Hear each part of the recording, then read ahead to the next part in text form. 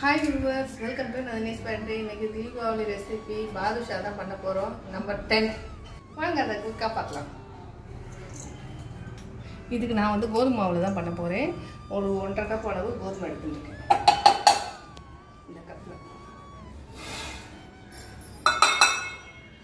இதுக்கு 1.5 கப் கோதுமைக்கு வந்து 1 cup sugar போதும்.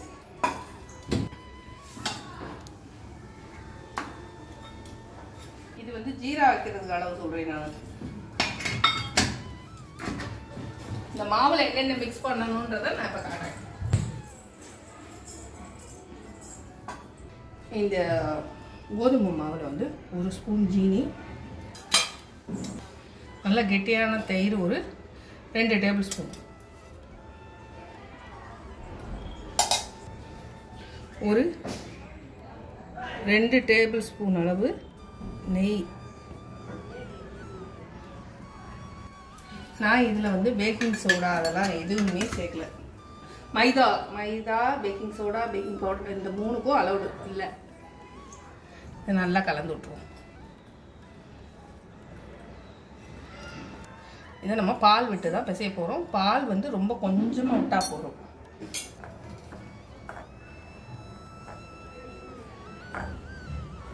கோதுமை மாவுலே நல்ல டேஸ்ட்டாக வரும். ஒரு 1/4 கப் அளவுக்கு விட்டா போதும்.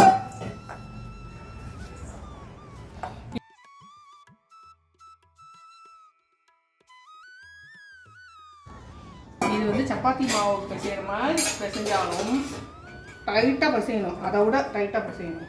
அதுக்கு கொஞ்சம் நெகிழ்வாக பிசையணும். இது அந்த மாதிரி பிசையணும். நல்லா டைட்டாக பிசையணும். உங்களுக்கு நான் நல்லா பிசைஞ்சிட்டு காட்டுறேன். இந்த மாதிரி தான் டைட்டாக பிசையணும். இதுவே பாரு அழகா லேயராக தெரியுது பாரு. இந்த மாதிரி தான் பிசையணும். நல்லா இருக்கலாம். ஒரு 10 நிமிஷம் இது நல்லா ஊறட்டும். பிசைஞ்சு வச்சது இவ்வளோ திக்கா இதுதான் பிசையணும்.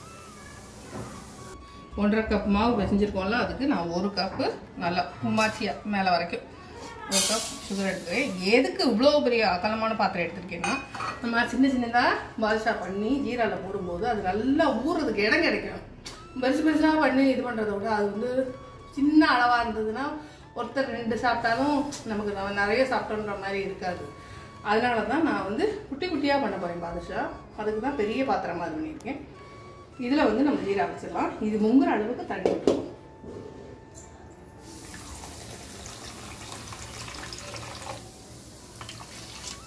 இதுக்கு வந்து 1 கம்பி பதம் வைக்கணும். இந்த பக்கம் வந்துருக்கேன். இந்த பக்கம்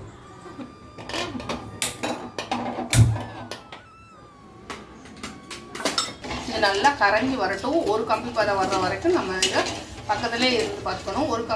ஒரு கம்பி பதத்தை தாண்டக்கூடாது. ஏன்னா ரொம்ப கெட்டி ஆயிடும்.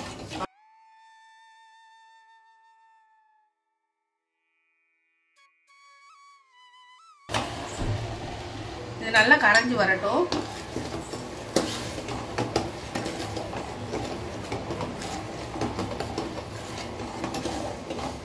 இப்போ இதுக்கு பதம் பார்த்துருவோம்.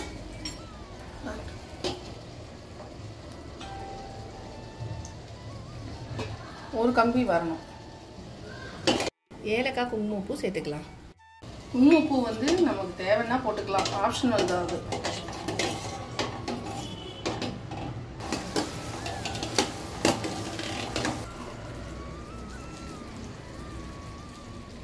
ஒட்டுது பாரு. இது போதும். இந்த ஸ்டேஜில் ஸ்டவ் ஆஃப் பண்ணிட்டு லெமன் கொஞ்சம் புளிஞ்சிரும். ஏன்னா இதே கன்சிஸ்டன்சியில் இருக்கணுன்றதுக்காக நான் கலந்து விட்டுட்டு இதை மூடி போட்டு வச்சுருவோம். நம்ம இங்கே 10 நிமிஷம் ஆயிடுச்சு. இதை வந்து பொரிச்சு எடுத்துடலாம்.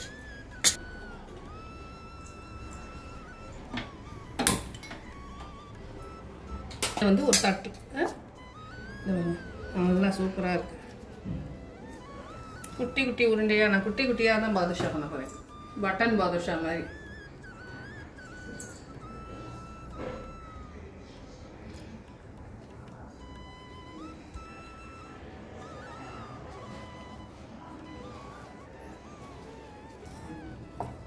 ரொம்ப வழுவழுன்னு இது பண்ணணும்னு அவசியம் இல்லை. கொஞ்சம் கொஞ்சம் அங்கங்கே கிராக்காக இருந்தால் தான். இப்போ இது பண்ணுறதே வந்து நல்லா உள்ளே வெந்து வரணுன்றதுக்காக தான் பள்ளமாக்குறதே. இது எல்லாமே செஞ்சு முடிச்சுட்டு உங்களுக்கு காமிக்கிறேன். எல்லாமே பண்ணியாச்சு. இப்போ நம்ம இதை ஒன்றா பொரிச்சு எடுத்துடலாம். மிதமான சூட்டில் தான் இருக்கணும் எண்ணெய். அதாவது சிம்மிலேருந்து கொஞ்சம் கூட.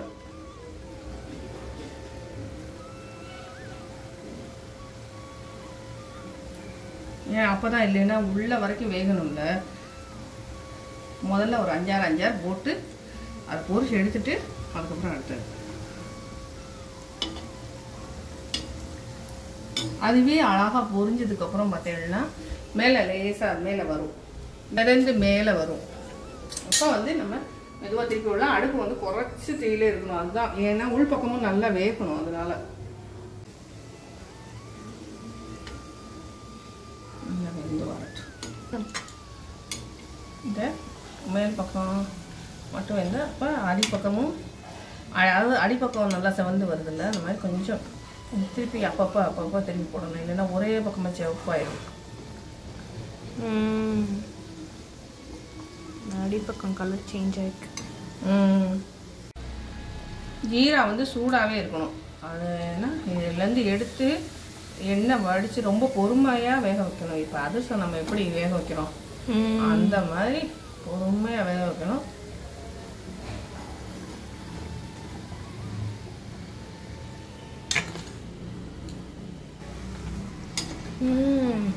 இதுவே வாசனை ரொம்ப நல்லா இருக்குமா? வாவ், குட்டி குட்டியாக கியூட்டாக இருக்குல்ல.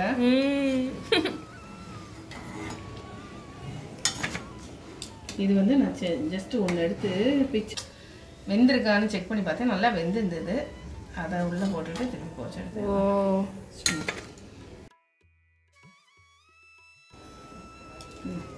இதே மாதிரி மிச்சம் இதை எல்லாத்தையும் பொரிச்சு எடுத்துக்கணும். அது ஆகிட்டு இருக்கட்டும். நம்ம அதுக்குள்ளே ஜீராவில் பொரிச்சதை, ஏன்னா ஜீராவும் சூடாக இருக்கும்போது தான் போடணும். அப்போ தான் உள்ளே வந்து அதோடைய அந்த சிறப்பை வந்து சக் பண்ணும். ஓ, சூடாக இருக்குது, நல்லா சூடாக இருக்குது. இதில் வந்து நம்ம இதில் உள்ளே சேர்த்துடலாம். இதுவே கரெக்டாக இருக்கும். முங்கி நல்லா சிறப்பை அதுவே உறிஞ்சிடும்.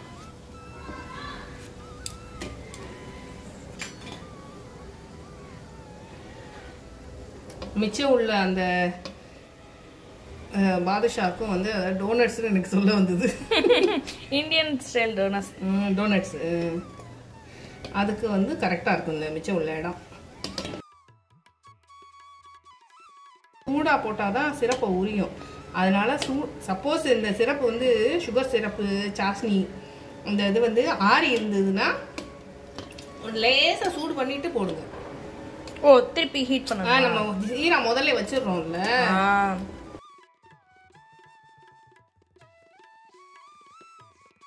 லெமன் பிழிஞ்சனால வந்து இது கிறிஸ்டலைஸ் ஆகாது. ஆனால் நம்ம வந்து இந்த சிரப்பு வந்து இந்த பாதுஷாக்குள்ள இறங்கணும்னா சிரப்பு வந்து சூடாக இருக்கணும். எக்ஸ்ட்ராவாக வந்து கொஞ்சம் ஏலக்காய் பவுட்ரு பண்ணி போட்டேன் நான். இல்லை வாசனை நல்லா தெரியணும்னு தட்டாமல் 4 இதை வந்து லேசாக தட்டி பவுட்ரு பண்ணாமல் போட்டுட்டேன். அதனால எக்ஸ்ட்ரா ஏலக்காய் போட்டிருக்கேன், வேற ஒன்றும் இல்லை. இது வந்து நல்லா ஓவர் நைட் நல்லா ஊறிடும். ஜீராவை ஃபுல்லாக அது உறிஞ்சி எடுத்துரும். சூடாக அதுக்கு தான் நம்ம வந்து ஜீரா வந்து சூடாக இருக்கணும். இதையும் சூடாக பொரிச்சு இப்போ குலாப் ஜாமுன் எப்படி நம்ம போடுறோம் அந்த மாதிரி. அவ்வளோதான், சூப்பராக பாதுஷா ஹெல்தியான முறையில் செஞ்சிடலாம். சுகர் அதனால குட்டியாக 2 சாப்பிட்டா போதும் திருப்தியாக. நம்ம வீட்லேயும் பாதுஷா பண்ணிட்டோம் அப்படின்னு எல்லாருக்கும் ஒரு சந்தோஷம். வீட்டில் இருக்கிறத வச்சு சிம்பிளாக பண்ணிடலாங்க. பேக்கிங் சோடாலாம் சேர்க்கணும்னு அவசியம் கிடையாது. பேக்கிங் சோடா சேர்த்தா எல்லாருக்கும் சேரும்லாம் சொல்ல முடியாது. எனக்கு சேராதுன்றதுக்காக நான் சொல்லலை. எல்லாருக்குமே பேக்கிங் சோடாவை, பேக்கிங் பவுடர்லாம் அவாய்ட் பண்ணது நல்லது. அதனால நான் சொல்கிறேன். நான் வேறு ஒன்றும் இல்லை. கண்டிப்பாக இந்த பாதுஷா ரெசிபி உங்களுக்கு கண்டிப்பாக பிடிச்சிருக்கும் நம்புறேன். வீடியோ பிடிச்சிருந்தேன்னா லைக் பண்ண மறந்துடாதீங்க. மறக்காமல் நந்தினி சண்டே சப்ஸ்கிரைப் பண்ணிடுங்க. தேங்க்ஸ் ஃபார் வாட்சிங். பாய் பாய். எல்லாருக்கும் அட்வான்ஸ் ஹாப்பி தீபாவளி.